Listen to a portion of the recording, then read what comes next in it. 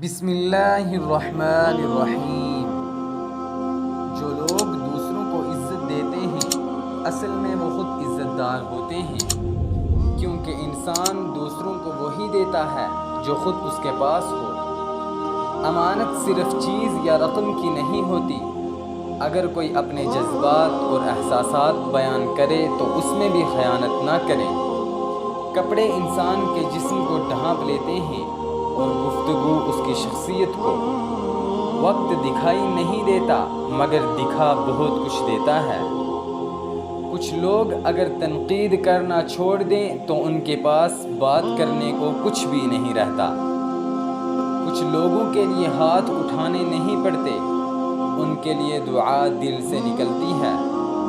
اپنے ہاتھ سے کی ہوئی نیکی اور دوسروں سے سرزد ہونے والے گناہ کا تذکرہ کسی سے نہ کرو، یہ تمہارے کردار کا امتحان ہے۔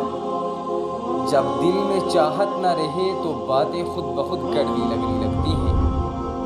مخلص کی مخلصی کو ترازو میں نہیں بلکہ دل میں تولا جانا چاہیے۔ اپنے آپ کو اور دوسروں کو دھوکے میں رکھنے سے بہتر ہے کہ رشتے اس حد تک رکھیں جہاں تمہیں بار بار صفائی نہ دینی پڑے۔ جب کوئی انسان اچھے لوگوں سے بھی ڈرنے لگے تو سمجھ جاؤ کہ کسی نے اس کا اعتبار نہایت سلیقے سے توڑا ہے۔ چھاؤں سے عزت نفس زخمی ہو، ان چھاؤں سے دھوپ بہتر ہے۔ زندگی کے سفر میں ہر کوئی شجر سایہ دار نہیں ہوتا، لہٰذا توقعات ایک حد تک رکھیں، ورنہ امیدیں ٹوٹنے پر وجود ریزہ ریزہ ہو جاتا ہے۔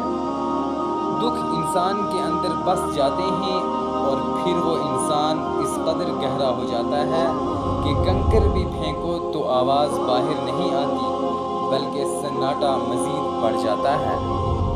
کامیابی اس شخص کا مقدر بن جاتی ہے جو اپنا راستہ خود طے کر لیتا ہے۔ حقیقت کو نہ ماننے سے حقیقت ختم نہیں ہوتی۔ عقل مند ہے وہ شخص جو جلدی حقیقت کو تسلیم کر لیتا ہے اور اپنے آپ کو مزید نقصان سے بچا لیتا ہے۔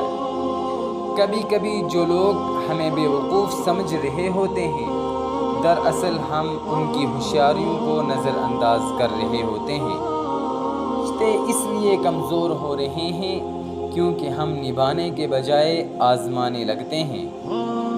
دنیا کے سامنے مسکرانا اور رب کے سامنے گڑ گڑانا سیکھو، کیونکہ دنیا مسکرانے والوں کو اور رب گڑ گڑانے والوں کو پسند کرتا ہے۔ عروج پر تو ہر کوئی ملاتا ہے ہاتھ، مشکلوں میں جو چلے یار ان کو کہتے ہیں۔ وہ جگہ چھوڑ دو جہاں تمہارے احساس اور الفاظ کی قدر نہ ہو، چاہے وہ کسی کا گھر ہو یا کسی